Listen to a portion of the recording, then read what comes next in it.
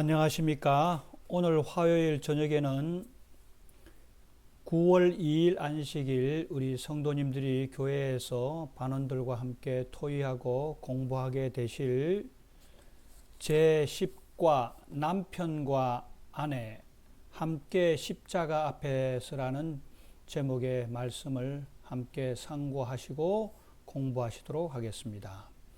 먼저 기억실에 있는 말씀을 봉독하여 드리도록 하겠습니다.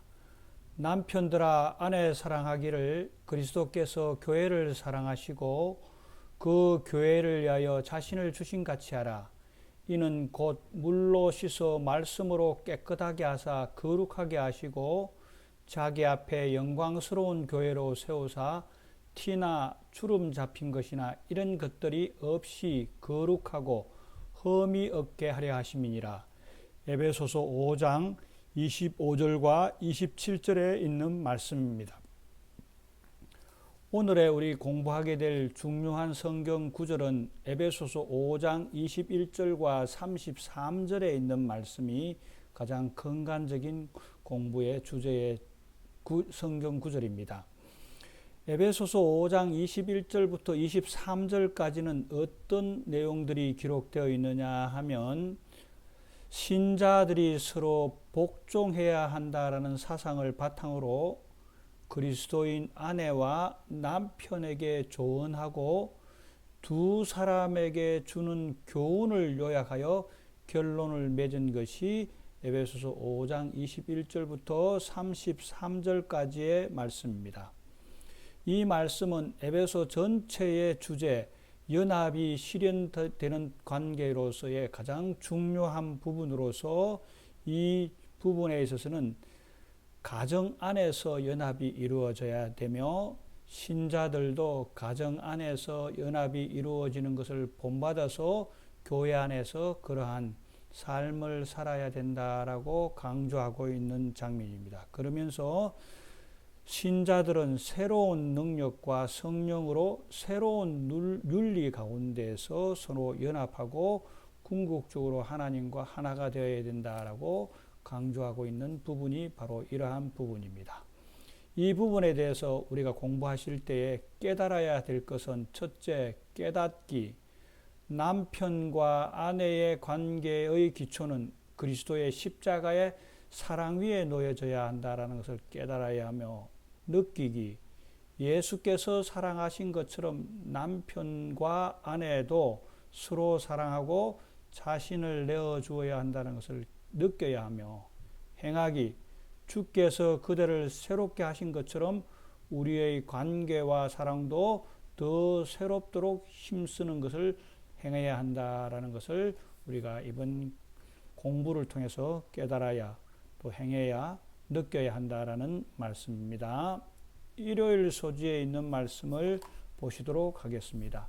그리스도인 아내를 위한 겉면이다라고 일요일 소지의 주제입니다. 제목입니다.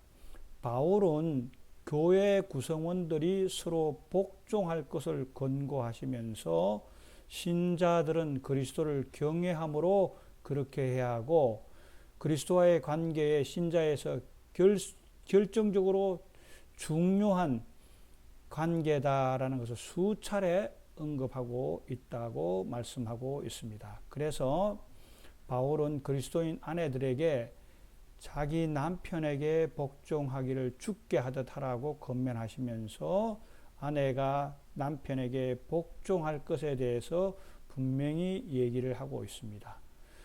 주께 하듯 하고 사람에게 하듯 하지 말라라고 분명하게 말씀하고 계시며 골로새서와 에베소서 모두를 통해서 교회는 그리스도의 몸이며 그리스도는 교회의 구주이시므로 남편은 아내의 머리이며 그리스도 교회에 대한 충실함을 남편에 대한 아내의 성실이 모본이 되어야 된다라고 우리에게 말씀하고 있습니다. 그래서 이 구절은 문제가 결혼이 아니라고 사랑하고 아껴주는 결혼을 전제로 이 가정폭력이나 이런 것들이 허용되어서는 결코 아니 된다라고 말씀하고 있습니다. 남편은 아내를 사랑하고 아내는 남편에게 주께 복종하듯이 남편의 말을 잘 순종해야 한다라는 그런 겉면의 말씀입니다. 교훈에 있는 말씀을 보면요. 그리스도인이 맺는 관계들의 가장 기초에는 그리스도와의 관계가 있어야 한다. 그것은 관계의 가장 진실하고 높은 초점이 그리스도에게 있다는 의미이다. 아주 중요한 말씀입니다. 그리스도인의 관계의 가장 기초는 예수님이 되어야 한다라는 말씀입니다. 이 말씀은 신실하고 높은 목적이 초점이 예수님과의 관계가 되어야 된다라는 말씀입니다. 영감의 교훈에도 이러한 말씀이 있습니다.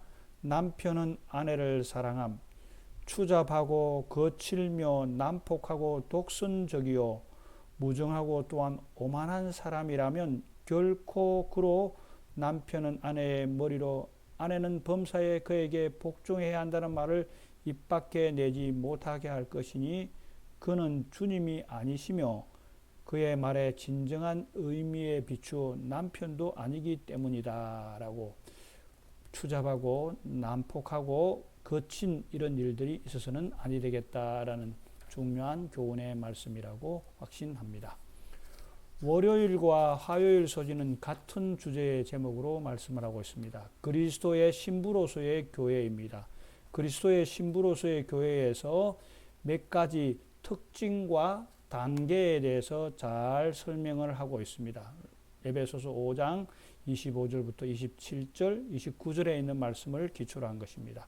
첫째로는 교회는 신부로서 사랑해야 한다라는 말씀입니다.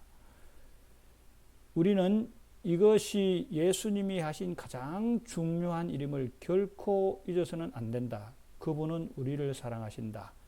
교회는 신부로서 예수님의 사랑의 대상이다라는 점들을 꼭 알고 가장 중요한 바탕이다라는 말씀입니다. 또 예수님은 자신을 신부의 값으로 내어주셨다라고 말씀을 하시고 있습니다. 교회를 위한 자신을 주셨다라고 말씀하고 있습니다. 고대 결혼 제도에 있어서는 신랑이 신부를 값으로 사오게 되었다고 많은 고대 기록들에 있습니다. 그래서 어떤 집에는 또 신부가 좀 가난하거나 또 혹은 신랑이 좀 부하거나 할 때는 신부의 값이 많이 매겨진 경우도 있고 그렇지 못한 경우도 있습니다. 어떻게 되었든 주님께서는 그 신부를 값으로 사게 되었다라는 말씀입니다. 그 사게 된 것이 무엇이냐 하면 십자가로서 십자가의 보혈로 우리 교회 그리스도인들을 사셨다는 점을 우리가 꼭 기억해야 한다라는 말씀입니다. 또 신부는 깨끗하게 하셨다라는 말씀입니다. 그래서 신부는 고대 오늘날도 마찬가지죠. 신부는 결혼하기 전에 깨끗한 몸으로 모욕 정결하고 신랑을 맞이하는 것처럼 깨끗하게 하셨다는 얘기입니다. 그래서 교회를 깨끗하게 하셨다라는 표징으로 신부를 물로 씻어 말씀으로 깨끗하게 하사 거룩하게 하셨다라고 침례를 상징하는 것을 통해서 신부를 교회를 깨끗하게 하셨다라는 말씀입니다. 네 번째로는 신부와 신랑이 언약을 맺게 되었다라는 말씀입니다. 말씀으로 언약을 맺었고 우리 결혼 단계 전에 약혼식을 하시는 분들도 있고 안 하시는 분들도 계시지만 언약을 통해서 서로가 약조하게 되었다라는 말씀입니다. 현대의 약혼과 유사하지만 교대의 약혼은 신랑이 내는 신부값과 신부가 가져야 할 지차금에 대한 서명 계약이 포함된 훨씬 더 진지한 협상의 과정이었다라고 말씀하고 있습니다. 오늘날의 약혼보다는 훨씬 더 강한 언약이 주어졌다, 약속이 주어졌다라는 얘기입니다. 그리고 신부는 결혼하기 전까지 준비하고 꾸며야 한다라고 말씀하고 있습니다. 신부가 마침내 신랑에게 공개될 때 신부는 흠잡을 데 없이 아름다운 모습으로 나타난다. 그리스도께서는 신부를 시키실 뿐만 아니라 신부를 준비하시고 아름답게 단장하신다라는 것이 그리스도의 신부로서의 교회입니다. 또 그리스도인 신부로서의 교회는 신부를 자신에게 드린다라고 되어 있습니다. 깨끗이 잘 준비된 신부를 신랑에게 드리는 그런 의식이 결혼식인 것처럼 그리스도의 교회와 또 몸으로서의 그리스도의 교회와 이 그리스도의 관계는 그러한 관계들로 준비되어야 한다라는 말씀입니다. 자, 이런 것들을 통해서 고대의 결혼은 약혼이 있었고 그리스도께서 교회를 위해서 자신을 바침으로 서로 약혼하셨으며 결혼식을 위한 준비 기간이 있었으며 신랑의 관심은 신부가 깨끗하고 거룩한지에 또 신부는 신랑에게 자신이 정결하고 아름답게 보존되는 준비 기간이 있은 다음에 결혼식을 하게 되는데 이 결혼식은 그리스도께서 재림하실 때에 교회를 신부로 맞이려 오셔서 성대한 결혼식을 하게 될 것을 예표하고 있다고 말씀하고 있습니다.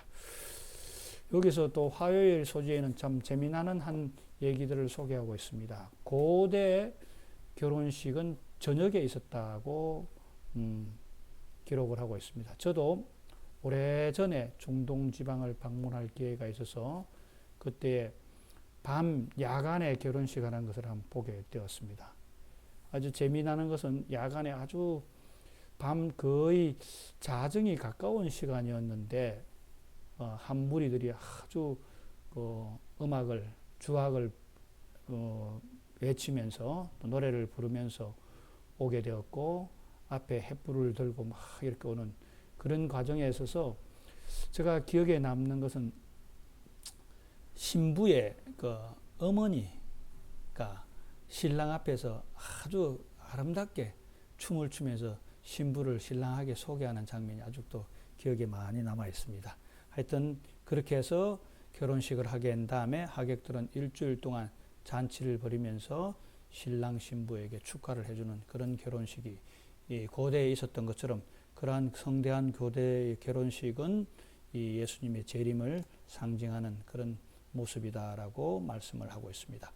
교훈에 있는 말씀도 보면 140페이지 고대 결혼식의 성대한 행렬과 신랑이 신부를 맞이하는 순간은 그리스도와 교회 사이의 오랜 언약의 성취로서 맞을 재림의 순간을 생생하고 감동적으로 묘사하고 있다고 말하고 있습니다. 또 영감의 교훈 139페이지에 있는 말씀 보면요.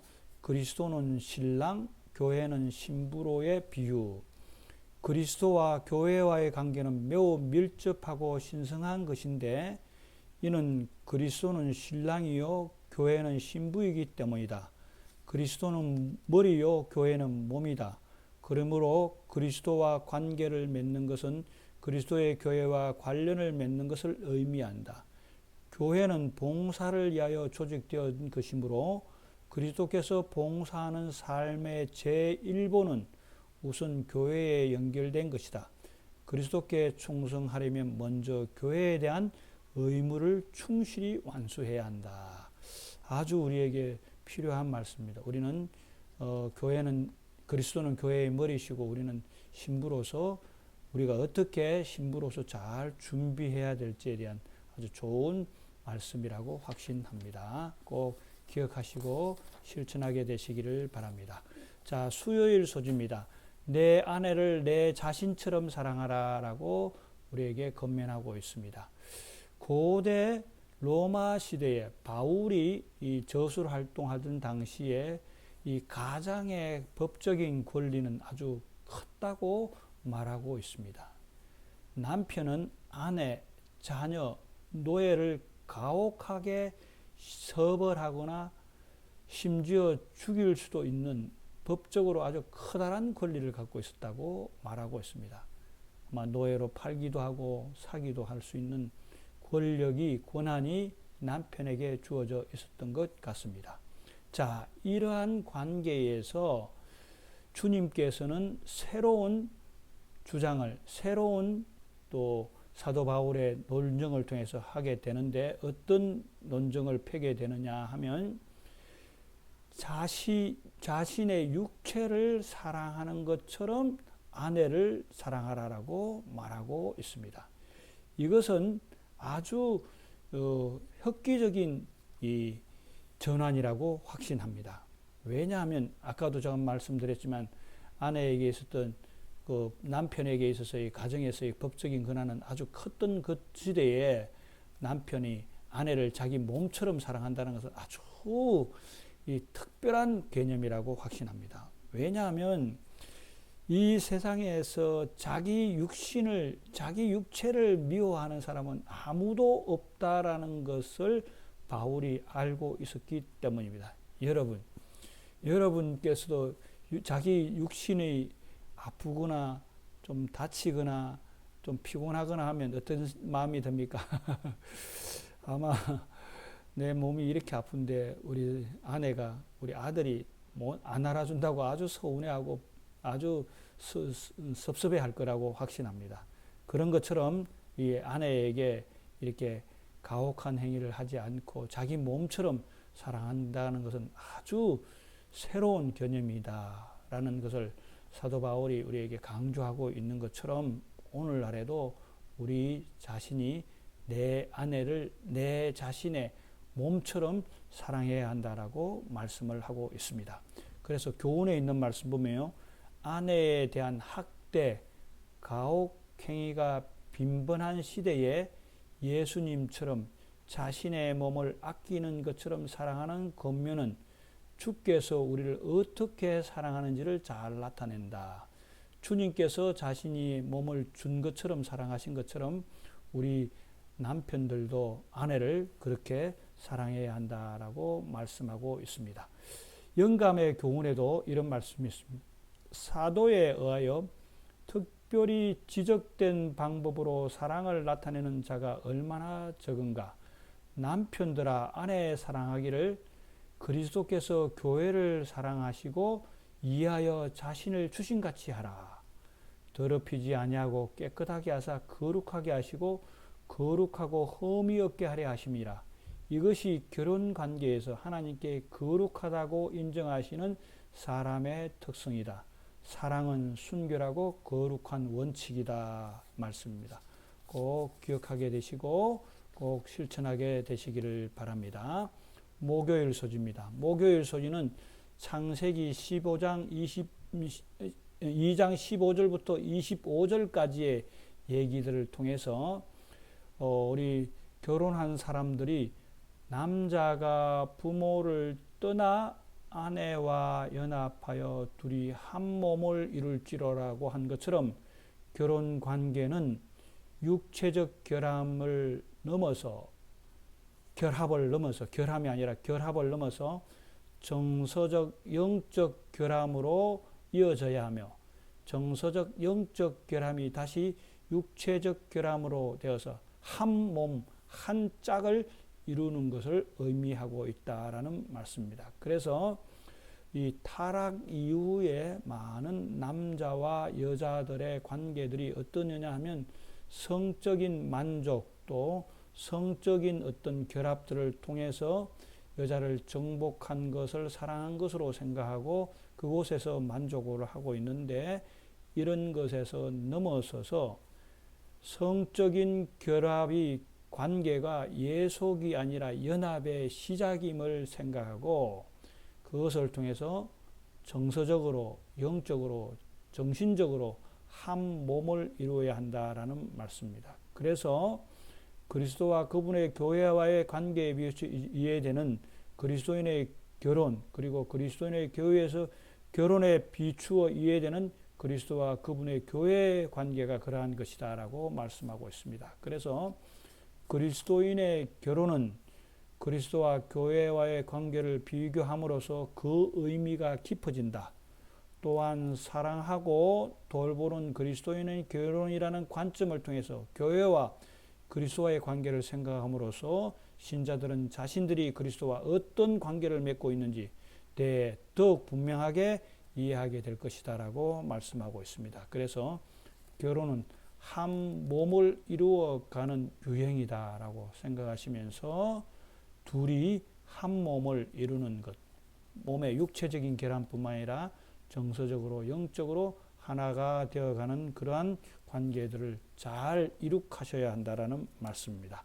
교훈에 있는 말씀입니다. 창세기에서 한 몸을 이룰 것으로 제시된 결혼 관계는 그리스도와의 교회와의 관계와 비교함으로 더 의미가 더 깊어지고 그리스도와 공유된 관계를 잘 이해하게 된다고 말씀하고 있습니다. 영감의 교훈을 보도록 하시겠습니다. 결혼과 안식일은 그때 시작되었고 이 두 제도는 하나님의 영광과 인류의 유익을 위한 것이었다. 창조주께서는 거룩한 부부의 손을 혼인으로 연합시키실 때 남자가 부모를 떠나 아내와 연합하여 둘이 한 몸을 이룰지라는 말씀을 주심으로써 아담의 모든 자손을 위한 결혼의 법칙이 마지막 때까지 유효함을 선언하셨다. 영원하신 아버지께서 친히 좋다고 선포하신다는 것은 인류를 위한 최상의 축복과 향상의 법칙이다. 우리가 한 몸을 이룸으로 행복하고 즐거움을 누리셔야 한다라는 말씀입니다. 마지막으로 결론에 있는 말씀을 읽어드리고 오늘 공부를 마치도록 하겠습니다. 결론 135페이지입니다. 새 인류로 창조된 그리스도인 가정에서의 관계도 새로워져야 한다. 남편과 아내는 상대를 억압하지 말고 그리스도에 대한 충성과 관계에 기초하여 예수님이 사랑하신 것처럼 상대방을 사랑하고 자신처럼 돌보아야 한다. 그리스도께서 신부를 위하여 모든 것을 준비하고 혼인을 고대하신 것 같이 그리스도인도 예수님과 언약의 성취를 고대하며 신실한 삶을 살아야 한다고 말씀하고 있습니다.